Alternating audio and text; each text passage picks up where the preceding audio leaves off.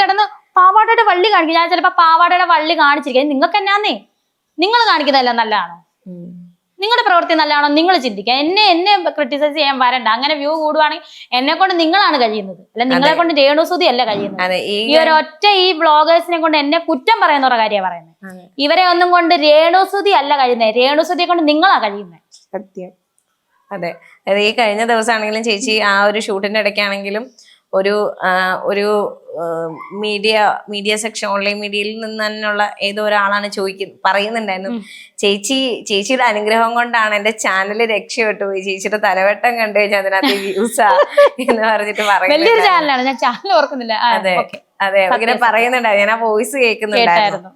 അപ്പം അത് കേട്ടപ്പോഴാണെങ്കിലും ഒരുപാട് പേർക്ക് സത്യം പറഞ്ഞാൽ ചേച്ചി കാരണം ഭയങ്കര പ്രയോജനമാണ് ഉണ്ടായിക്കൊണ്ടിരിക്കുന്നത്. അങ്ങനെ ഒരു ചാനൽ ഒരു ചേച്ചിയും വന്ന് പറഞ്ഞാൽ ഇൻസ്റ്റാഗ്രാമില്, ജേണു ആണ് എന്റെ ചാനലിന്റെ ഐശ്വര്യം എന്നൊക്കെ പറഞ്ഞു. ഭയങ്കര ചേച്ചി കുറെ സംസാരിച്ച്. രേണുവിന്റെ ഒരൊറ്റ വീഡിയോസിലാണ് എനിക്ക് ഇങ്ങനെ ആയത്. ഇനിയിപ്പോ രേണു വീഡിയോ തുടങ്ങിയല്ലോ, അതുകൊണ്ട് ഞാൻ കുറയ്ക്കുവാണ് രേണു എന്നൊക്കെ പറഞ്ഞ് എനിക്ക്. ഞാൻ പറഞ്ഞ ചേച്ചിക്ക് ഇഷ്ടമുള്ളൂ.